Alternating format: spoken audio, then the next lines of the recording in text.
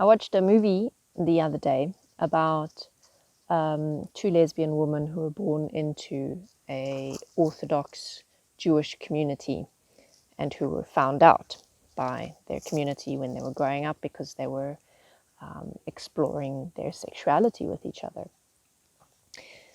And the one girl left the community and went to build her life somewhere else, and the other girl had a mental breakdown.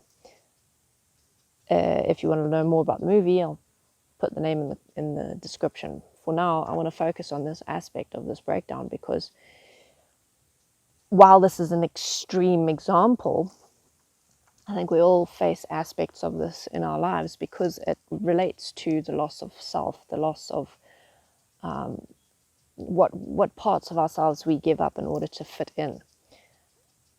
Because if I place myself in that woman's position of in having that breakdown, what I see I would be going through was that it wouldn't just be about losing my friend and my lover and all of this. It wouldn't just be about my family having found out that I'm lesbian, which is forbidden in their religion. I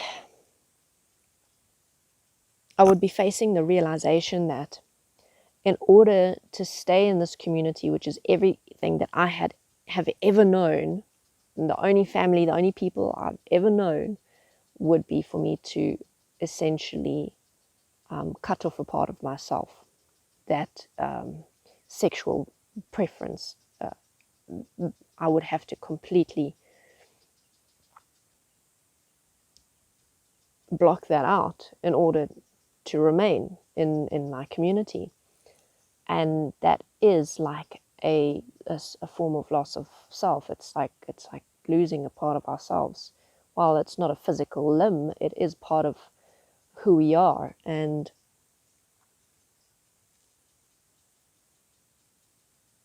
I know that obviously not to the same extent, but in my life, I've done things like that plenty of times where I have essentially not honored myself because I wanted to fit in, because I didn't want to lose the people in my life, even if they necessarily weren't actually always honoring the best of me or the best of themselves. That I compromised myself in order to stay safe, in order to keep this safety net, this comfort zone, whatever it was that I had. And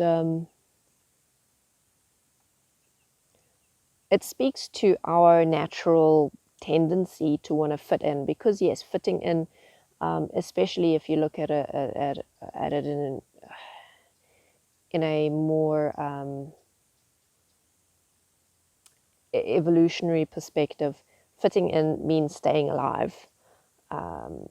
You would be stronger in a group than you would be alone. And I mean, actually, the same still rings true, that having a family, whether related by blood or not, around you to support you and help protect you, that aspect of safety, that's a very big thing to us. It's like a very big part of our almost like a biological drive. But we're not all born into perfect families. We don't always find perfect people to be friends with, and sometimes our community, our safety net, our group isn't necessarily the best fit for us. And especially when you're young and you're trying to figure life out, and you realize that maybe that some parts of you don't fit, you have this moment of choice of what do I do? Do I honor myself and try to rebuild everything in order to maybe have a better life, maybe have better friends, maybe have a better partner, maybe this, maybe that, because nothing is guaranteed? Or do I just stay here with what I know because, it's safe? I would have to give up this part of myself, but I would still be safe. I'd still be able to get what I need. And this form of decision making, not that it's always conscious, it comes up in a lot of different areas of our lives where we choose safety, comfort, the dependable choice over the one that's actually going to fulfill us, the one that's actually going to help us give our lives purpose. It's going to help us really build something that is a reflection of the best of ourselves. Not that it always works out. Not that everyone who takes that risk ends up with a good outcome. But and I'm not saying screw what you have, go and find something better. Sometimes the process is actually more about recognizing that we have had what we needed all along, rather than looking for it out there. But every situation is different. And in the context of this movie that I've used,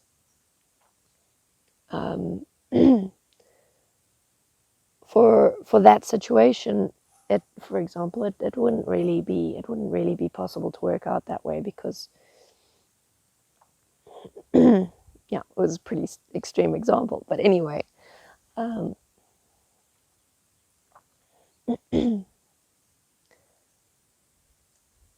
the end of the day, the key to any reflection on where am I, what do I want to create, am I in the best position to do that, are the people in my life supporting me? All of these questions we have to ask ourselves, and the answers cannot be given in a hurry. The answers cannot be given in dishonesty. Well, certainly they can be, but you might not be happy with the end result.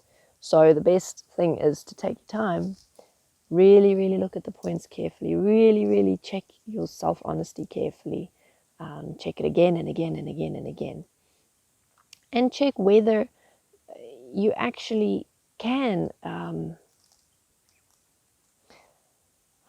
build the life you want with what you have, with where you're at. So that maybe all you need is a different perspective.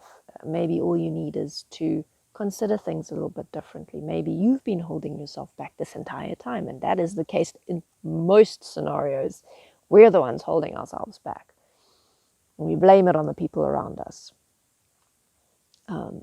But at the end of the day, we're the ones who choose to limit ourselves in order to feel like we're still fitting in. When at the end of the day, if you're being dishonest with yourself or with others, then are you really fitting in, or are you just pretending? And what does that actually really create? All right, enough rambling on that point. Thank you for watching. You're going to see me next time.